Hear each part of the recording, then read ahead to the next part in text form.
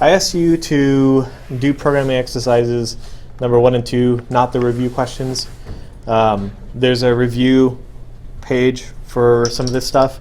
And then I asked you to write some classes and get some practice writing classes regarding circles and Pokemon for CP and for writing member functions too. All right. So.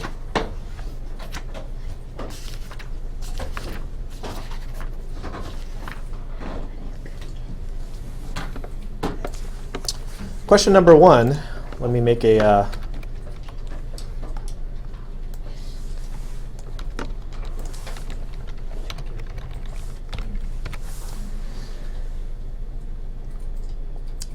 so there's a review question in the book about creating a bank account and providing method definitions for the class declared in review question 5 and writing a short program that describes them. The review question number 5 was writing all about describing a bank account and what variables are there. So it asked for some member functions to be declared. So we're going to write a bank account class. And in there, we're going to have a couple of data members, which we're going to declare as private. We're going to have a string for the name. And we're going to include the string object. And we're going to have an account number, which is also going to be a string. You know what? I'm going to do this. I'm going to follow the convention that we use.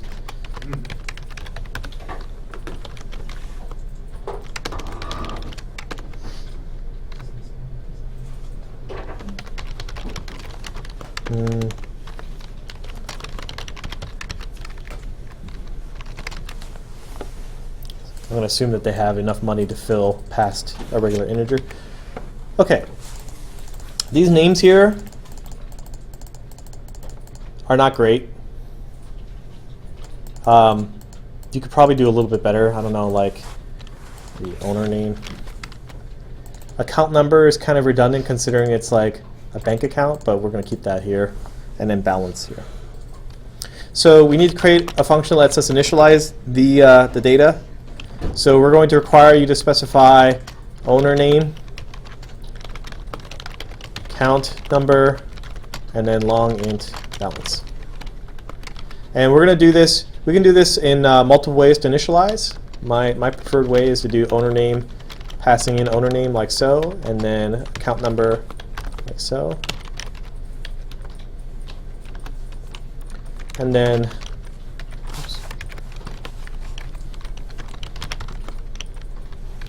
like so. So now anyone that makes a bank account is required to pass in all 3 pieces of information.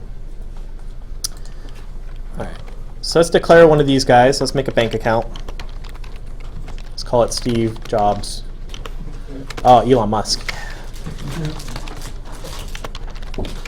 So remember, I declared a constructor that takes 3 arguments, so I'm not allowed to just do this. I have to actually specify a name. How much money does Elon Musk have? What's the net worth of Elon Musk? Isn't he like one of the richest? Yeah, I think so. 15.2 billion? Damn. Jeff Bezos is 79 billion. Mark Zuckerberg. Okay, so he's going to have 15.2 billion. Wait, Mark Zuckerberg has more than him? Yeah. Okay, that's how many zeros he's worth. That's dollars. All right, so he has that much.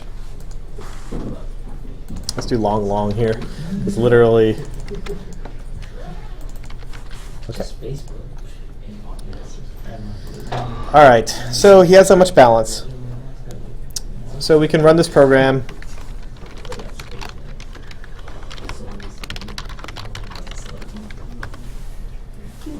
And nothing shows up in the console because we're not printing out anything. We got to make some member functions to display information. We're going to say display info or print info. And all this is going to do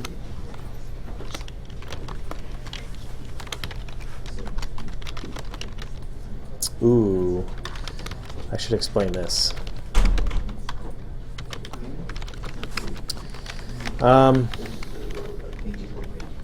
You know what? I'm going to do this for this case. Now we're just going to use cout.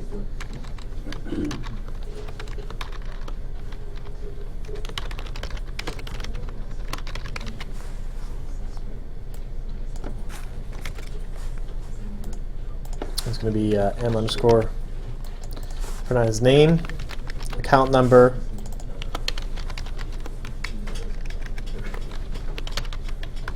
and then balance. Okay. I made a function called printInfo, which gets access to the private member variables of this class, and I'm going to call that on the Elon Musk account.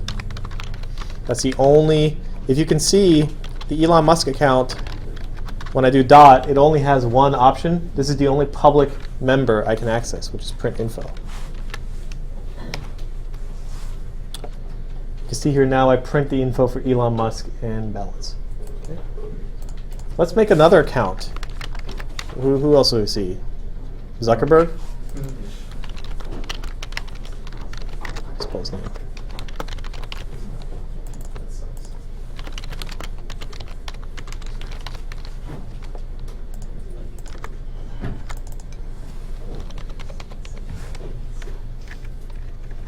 And he has a net worth of 63.1 billion. Okay. And we can print the info on his account too. So you can see here we have both of those accounts. I'm just calling one member function. I'm reusing that member function on two different accounts, two different objects.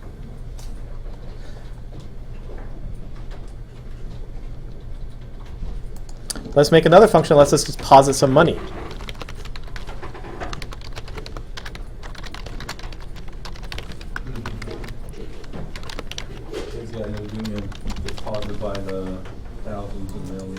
Yeah, probably. Let's make another one to withdraw money.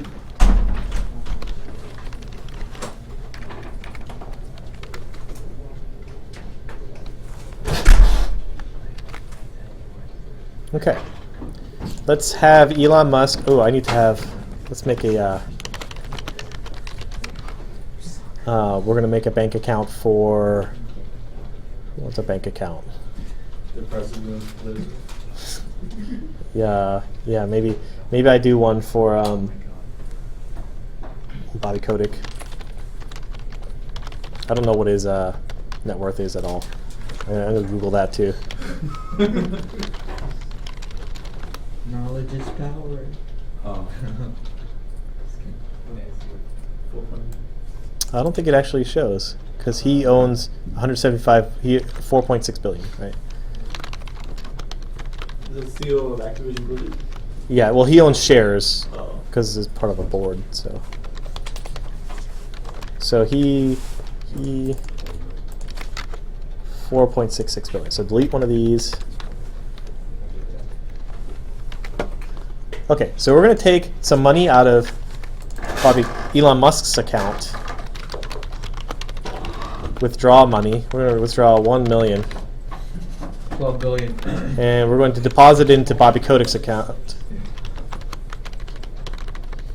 If only it were this easy. Oh man, yeah.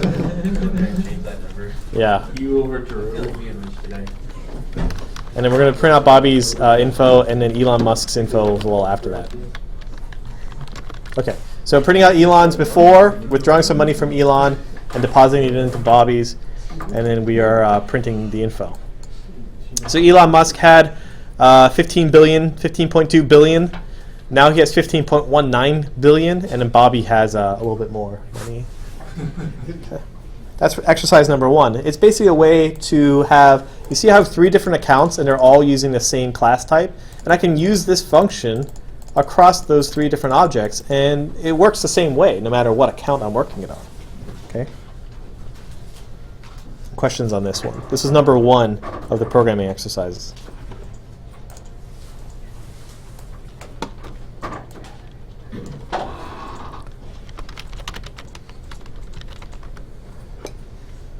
Okay, let's do exercise number 2.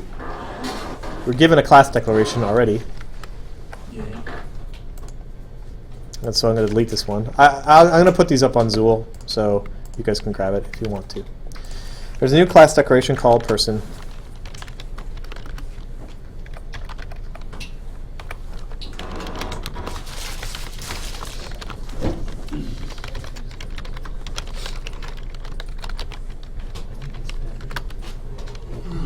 And a couple constructors.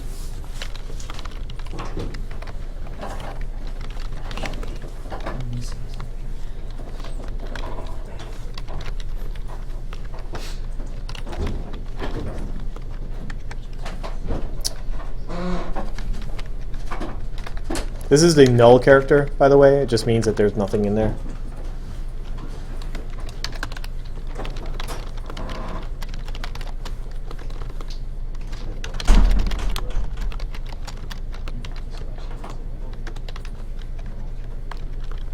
This is also something nice we can talk about. When you have a function argument, oops, this is also a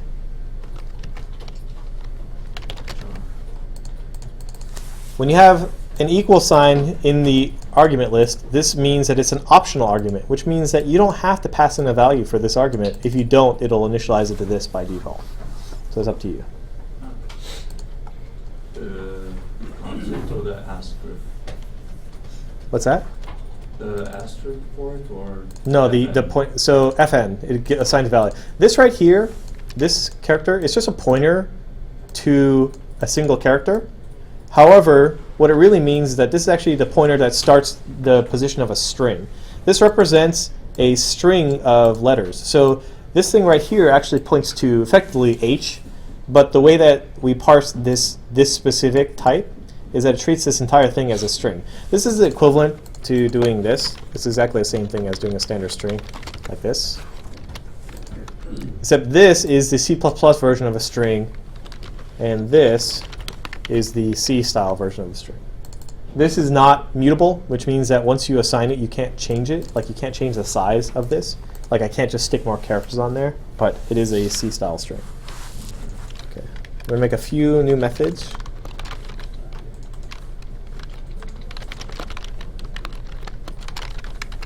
Okay. These are functions, one called show, one called formal show. The const keyword, we talked briefly about it in the context of these variables. This const keyword, when you put it after a function declaration, means that this function will not mutate any data members that exist in this class. It means it will not, you're making a promise that says this function, when you implement it, will not change the value of any members that live in this person class. Which means it's not allowed to change L name or F name. Okay. All right. So the question was, there's a program that it gave you, and it wants to use the various types of constructors as well as some functions. So we're going to write person1, person2,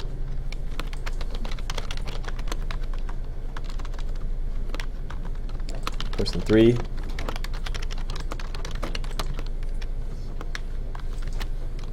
and we're going to ask one to show. Oops. And these are supposed to be public. We're going to ask one to show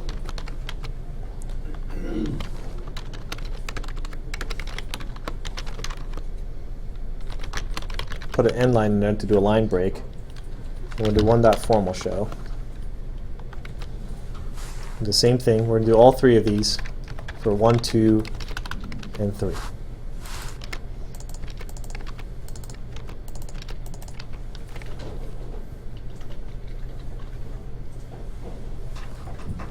And in the book, it explained that the format it should be showing is first name, last name, format. And then this is last name, first name, format. So the way that you show these are going to be different. So let's write the implementation for these. And let's write them as if they were in a different file. Okay. So all we're going to do is we're just going to do standard cout first name. We have first name. And then we're going to do space last name, and then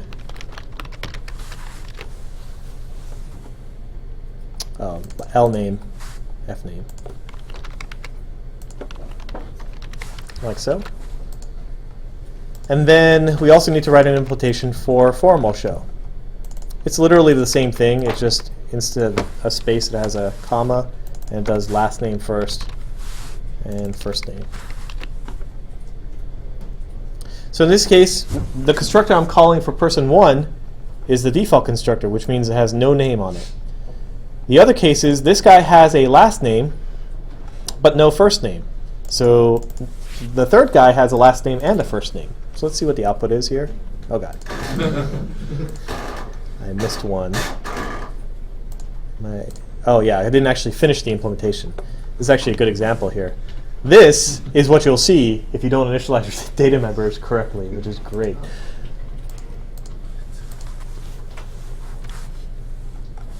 What we're going to do is we're going to take the last name, equal ln. We're going to do fname equals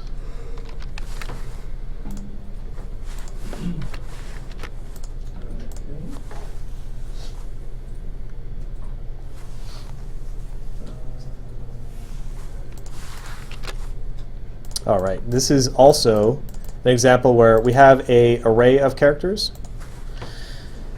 This is something that, if you actually look in the book, I'll see if I can find the page for you.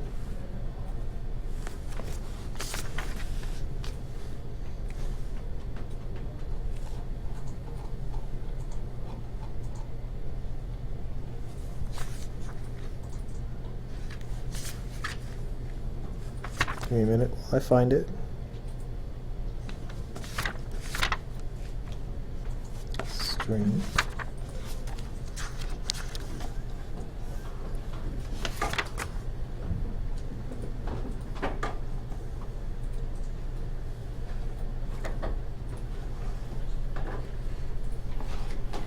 One 165 in the 5th edition book.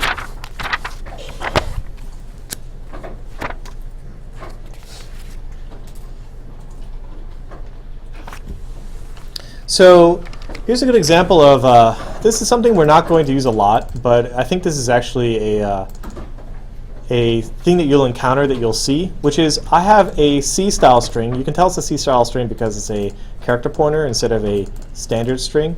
And I want to take this guy, I want to shove him into here. But this thing is an array, and this thing is a pointer of characters, a pointer to a character. So how do I get this thing into the array? There's a function you can actually call, which allows you to specify an array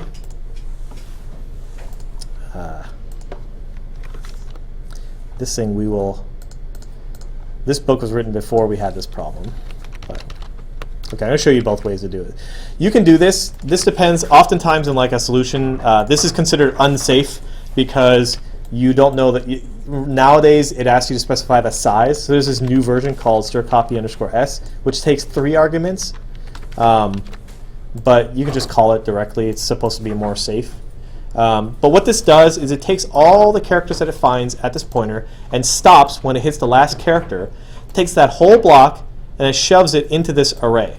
And that's what the array, that's what this strcpy does. It takes a pointer and shoves it into an array. It also can let you take a pointer of characters, a string, and copy it to another string.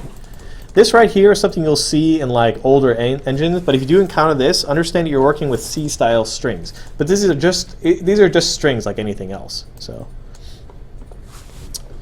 okay, so let's see if we got a.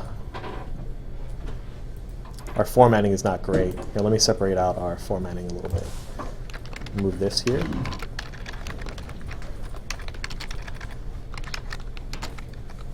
This is why a lot of people like dealing with standard strings. Most game engines will have their own string implementation. You don't deal with like pointers and these functions to copy strings. Like look at what we had to do to copy a string using a C++ string. This ln literally just used the equals operator, right?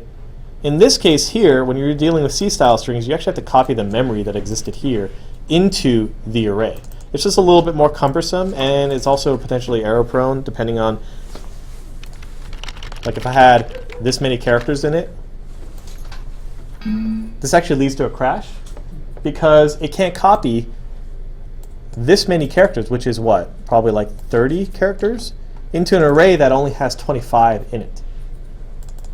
This means that actually the way this is implemented, I'm not allowed to have a first name that's too long. So Sam here, if I had this as my first name, this would also cause a crash. But no such restriction for last name. Last name can be as long as you want to. So C++ style strings handle dynamic sizes much, much better than C style strings. However, there is a reason why C style strings are still used. They tend to be faster. So when you're working on games, you tend to have only working within the memory set that you need. And because these standard strings are dynamic, they can grow and shrink, they can allocate more memory and deallocate memory even if you don't realize it's doing that. Okay, so this is the implementation for this exercise. You can see here the first guy's name had no name in it, because that's what the default constructor called. And then the second and third guys had a default first name for the second guy and then the actual full name for the other guys. All right. Okay. Let's save this one as exercise 2. All right, let me put these up on Zool.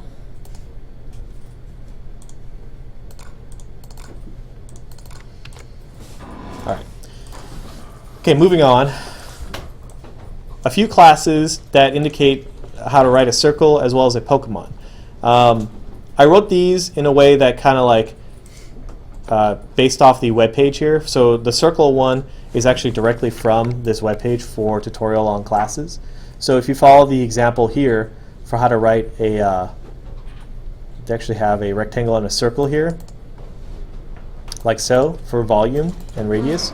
You can actually just follow these for problem number 2 or problem number 3 in here to calculate the radiance, to get the diameter and the circumference as well. Okay. And I think I'm going to skip over these because I want to give you guys some practice now.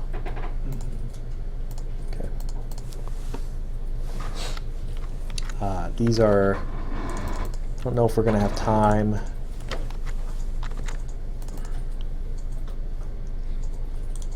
Yes, we will have time to do this. All right. Okay, once we do this, I'm going to go over this, these labs. I'd like you guys to follow along, or I'm going to actually hand these out. Let me put these up on Zool. But before I get to that, I'm going to talk about multiple files in Visual Studio. Okay, so grab the labs off Zool. I have a bunch for you. Is that for homework?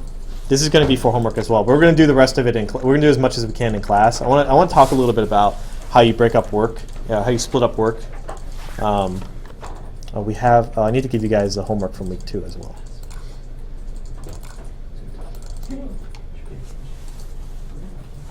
Oh shoot!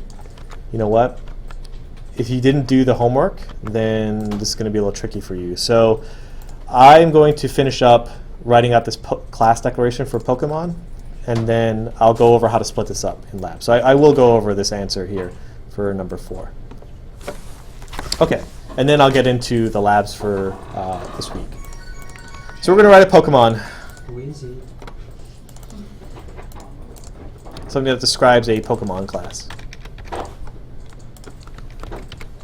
And in this case, I just wanted some member variables for HP, attack, and defense, as well as some member functions, and then getting some practice using those functions, and then using some pointers for those functions as well.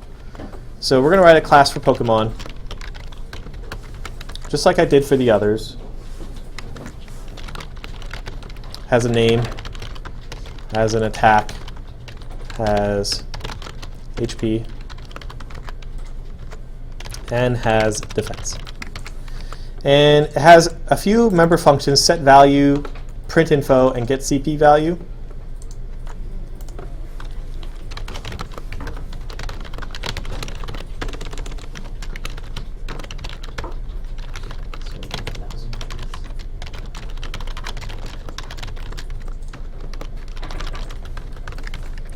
This set values function is literally just going to take these 4 values and assign them to the member.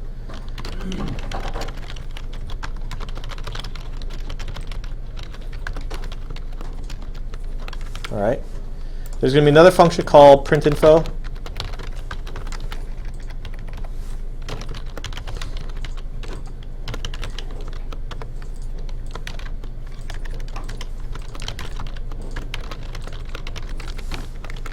Prints out all 4 pieces of information: attack,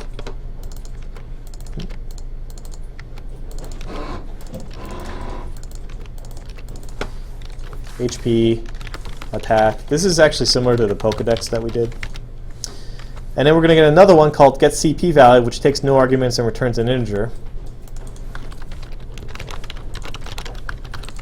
And this thing just returns a formula, which is their attack times the square root of their defense.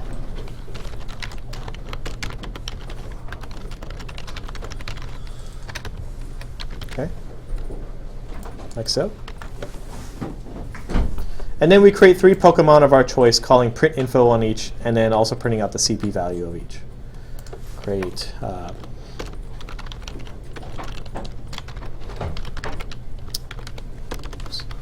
Pokemon, Bulby, Ivy,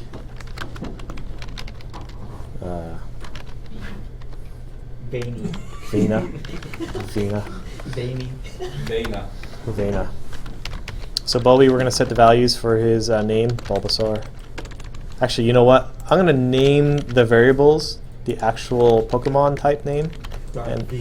And then we're going to name this guy, I like that, Darth. How about Darth Bulbasaur? And then he has 10 attack, 20 HP, and 15 defense. And then I'm going to do this for each of the Pokemon, like so.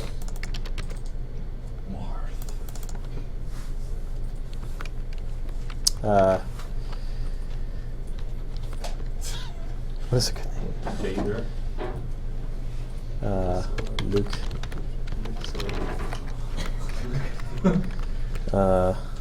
Emperor. Emperor.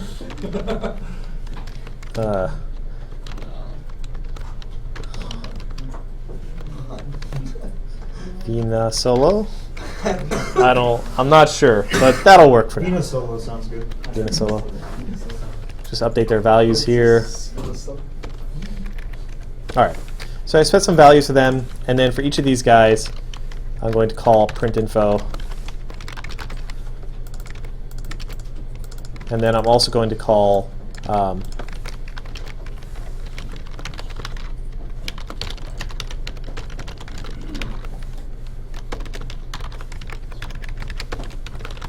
get CP value on each.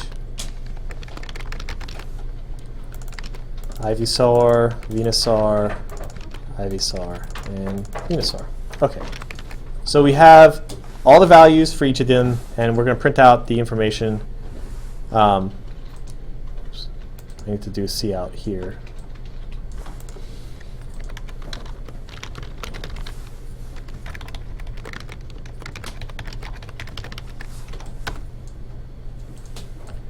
Okay, so there are all our 3 Pokemon. There's the CP values for each, as well as all their names and their HP and their attack. This is just a simple version of a class where you can call printinfo and get CP value on these things. And then I asked you to change the 3 Pokemon, so instead of using 3 separate variables, they're instead stored in an array, and that we can use a loop to loop over the array and call printinfo. So you can simplify this. Instead of doing this 3 times for each, we can actually just have 3 Pokemon inside of an array and get rid of these guys. And Pokemon 0 is that guy. And then we just write a loop that does this over my Pokemon at I. And we can also do this to print the CP value for my Pokemon at I. And we can simplify this whole thing. So now I'm just writing a loop to go over each of those guys. And it's the same exact result, except the CP value is now in there. But it simplifies this so that I have 3 Pokemon instead. So the reason why I wanted this to be done as a class is I want to show you guys how to break this apart to have multiple files. So it's pretty uncommon to have all your work be done in one file. And oftentimes the pattern that you follow is that you put all of your class declaration for one class in a file all by itself, and you put all the function implementations for that class in a separate file all by itself. And then inside your main class, you include the header file that defines the class that you're creating. So I'm going to show you guys how to do this with Pokemon. So this is going to be kind of a program number one. I'm going to do number one with you guys to show you what it means. So here's how files work in C++. You can have this macro pound include any file that it knows about that exists in anywhere inside your project folder, or really anywhere outside of your project folder for that matter. All this thing really does is it takes the contents of that file and literally copies everything in there and replaces this line with the contents of that file. So, for instance, let's take a simple example here. I'm going to make a function here that says print hello world. Okay. And literally it's just going to do a standard cout hello world. This is just a function that does this. All right, I have this inside. Look at where my file is. This console application 1.cpp. I'm going to call this function right here at the very beginning of my file. Okay, so you're going to see hello world at the top. Cool, pretty simple. I can move this function to a different file. And here's how we're going to do this. There's a few pieces that you have to do with everything every time you add a new file that's a header file. There's already two folders here inside of your solution, one for header and one for source. You want to typically put anything that you consider to be a header file in here and anything you consider to be a source file here. Now when I say header file, I mean things that you're going to include using this macro. Things that you want to be able to reuse across multiple different files. We're going to go to the add menu on here. We're going to add a new item. You're going to be presented with this dialog of whether you want a header or a CPP. Since I'm adding a header file, I'm going to name it header. Hello world test. I'm going to create a file called hello world test. And notice when I add a file, it's mostly empty except this little line right here. This line right here states that if you have several other files including this one, meaning that you have multiple people including this header file, only the first guy is actually going to do the include and the rest of them are just going to skip it. Because the way that header files work is that it takes the contents of it and replaces the location of your include macro with the contents of the header file. And if you do that multiple times, you can actually declare a class multiple times. So here, this is what I mean is that I'm going to take this hello world function and I'm going to put it here. I'm going to put it inside my header file. Okay. Now, down here, I get a compiler error because it doesn't know what that function is, because that function now is in a different header file. So now I go to the top here, and I'm going to do a pound include for hello world. Oops. Hello world test. So I want to take a little bit of time here to explain the difference between including a header file with quotes versus including a header file with angle brackets. When you declare a header file with quotes, it will look only inside the current directory for that header file. And the current directory, which means the location of this CPP file. So I go to this directory. It'll only look inside this folder for header files. So watch. So you see when I did quotes, you see the options here, debug, hello world test. These are the only things I can look at. I can navigate into a folder and try to find a file here, but quotes are typically used for header files that are inside your project. Angle brackets are for anything it finds inside of its include hierarchy. So there's a specific list of files that there's a list of directories that it's going to look in to find headers with that name. And so it doesn't look inside the current directory. So this is why when you see things like string and IOStream, they're in angle brackets, is because these exist inside the include path. These are properties that live inside of your project settings. Inside here, there's actually a include directory setting here. that you can add more directories to, it comes with a set of default include directories that it looks in, and it's going to look in there. Unfortunately, our hello world test doesn't live in any of those directories, which is why when we include a header that we have added, we're going to do it with quotes. So it looks in the current directory. And now that I've included it, I can call print on it. What happens if I include it multiple times like this?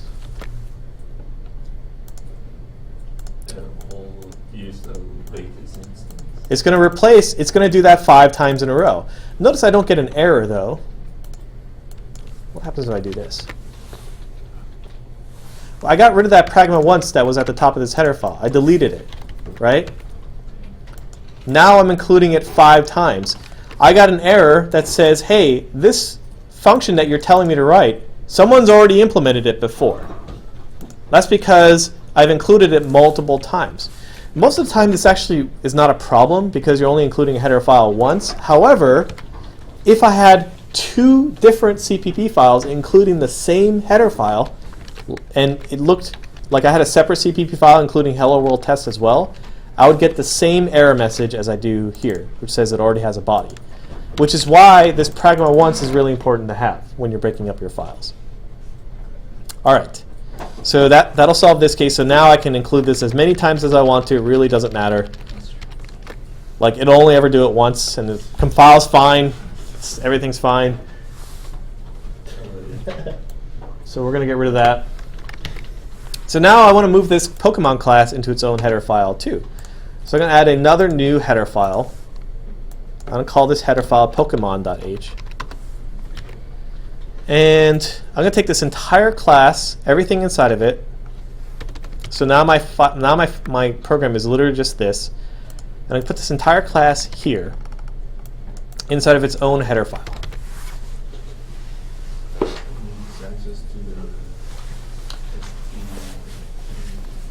So this is giving me errors. And here, let me... A few errors is, one, inside my main file, it doesn't know what Pokemon is because Pokemon exists inside of the header file, and I haven't included that header file. So let's include that now. So now it knows what Pokemon is. And because I've included the Pokemon here, the entire class is declared inside the header file, so I'm not allowed to use it. A couple things to realize though. The order of operations here is actually pretty important. What happens when I move this header to be above IOStream and string, like so? It goes in order from top to bottom. The errors that I'm getting now are that this, I include Pokemon, it says that it doesn't know what a string is. Notice there's no squiggly lines here to indicate because it doesn't actually know. This is why Visual Studio squiggly lines aren't really like 100% accurate. It doesn't necessarily know that these things aren't accessible. But the order of operations is that we included the Pokemon header, then we included IOStream, and then string. So this header, which got included first, doesn't know what strings or cout is, which means that these cout statements won't work. So there's a couple ways to solve this. One of them is to just change the order here, like so. But what happens if I can't do that? Like what happens if I have something that needs to be in this order here, like so? So if I need to have Pokemon up here, what can I do? Well, I can take these IOStream and I can just include them at the top here as well. So I can put Pokemon at the top and actually put these includes inside the header file as well. This is the first step to breaking apart your files into multiple different locations, is to make the header file. Now, what I want to do is I want to take the next step. I actually want to have a separate file where these function implementations go. I'll explain why that is as soon as I make it. So now I'm going to make a new CPP file for a Pokemon. This is a very common thing to do when you're making classes, is you typically have a header file and a CPP file to go with it. So now I have a Pokemon CPP. So I have these two files, Pokemon CPP and Pokemon.h. I have both of them. My CPP file has literally nothing in it. So what I want to do is my CPP file is where I want to put all of these function implementations here. So what I'm going to do is I'm going to actually copy these, put them here. I'm going to ignore the errors for now. And I'm going to delete them from here. These are going to turn into function prototypes. Whenever we have done functions up to this point, we've always declared prototypes at the top of the file. Well, this is the same idea. We're going to declare these functions in a header file instead. And since I moved them here, I need to put Pokemon : because they're outside of the class declaration now. I'll put that before each one. Now I have a bunch of very angry red squigglies everywhere. The reason why is because I haven't included the headers associated with it. The way C++ works is it will compile each of these CPP files separately, which means it'll compile this console application 1 in one pass, then completely separately, maybe even in a different thread, it will compile this Pokemon CPP. So this thing also needs to know about Pokemon. So I'm going to include Pokemon.h here.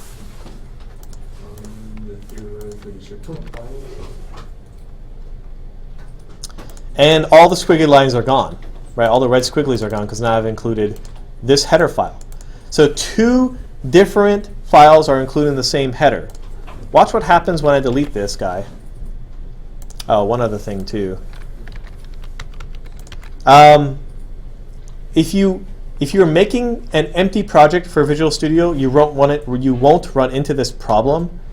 But notice how my CPP file has this stdafx.h. This is what's called a precompiled header. You are required to have this line at the top of every CPP file if you made your project like this.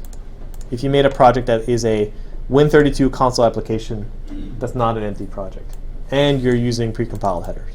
So I get this error here that says, hey, did you forget to include stdafx to your source? I did. And it has to be the very first thing that you include. And then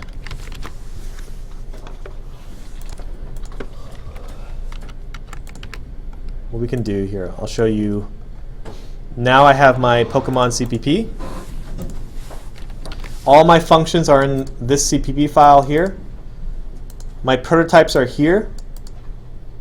And my console application is including Pokemon.h. It doesn't matter where this thing goes now. It can go on the bottom or the top. But the header file is included in both places.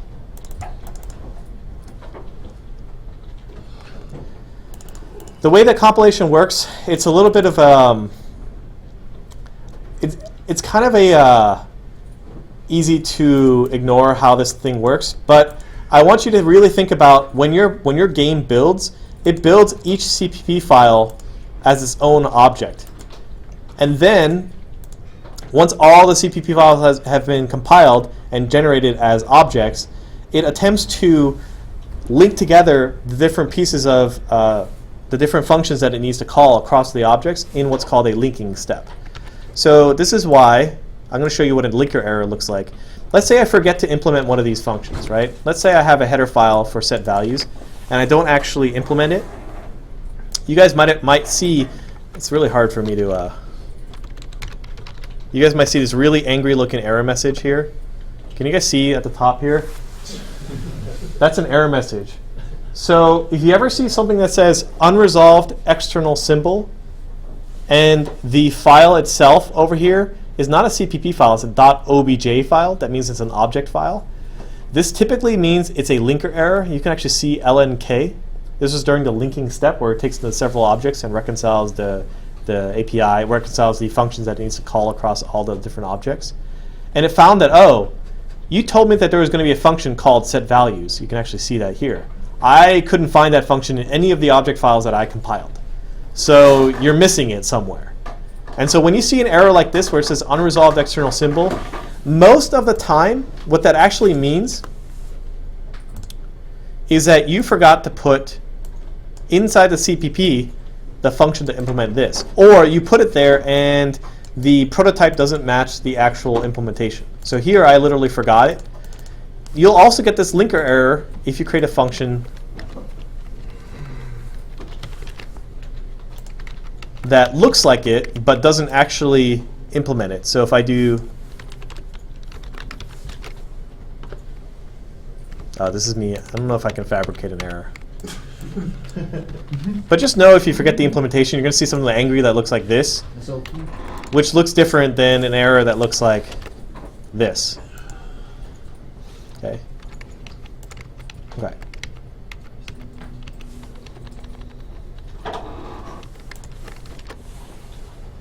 All right. So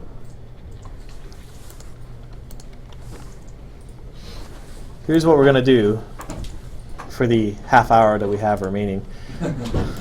And you guys can do this at home as well, but I'm expecting you guys to finish this. So next week we can get to the this thing.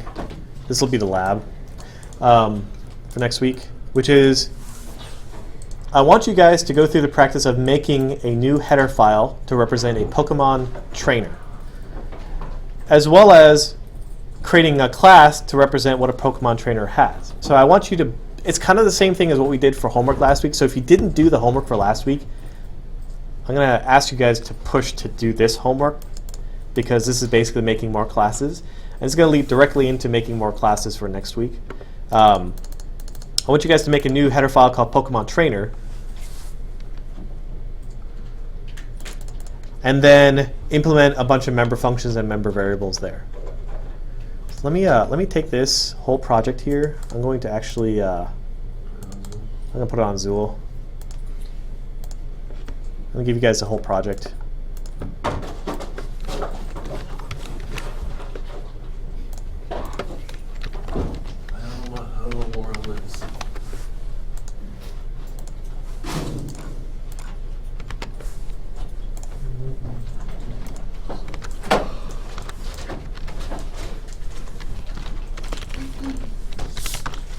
All right, so take that week 4 lab that's in Zool.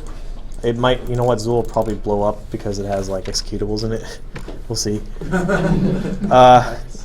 Take this week 4 lab, copy it. It'll look exactly like what I have here, which has a Pokemon header and a Pokemon CPP. And what I want you to do is I want you guys to work on lab number 3, or week 3, lab 1, and also, if you have time, to do the other labs as well. The other labs are, actually, you know what? Don't do lab number 2. Let's see.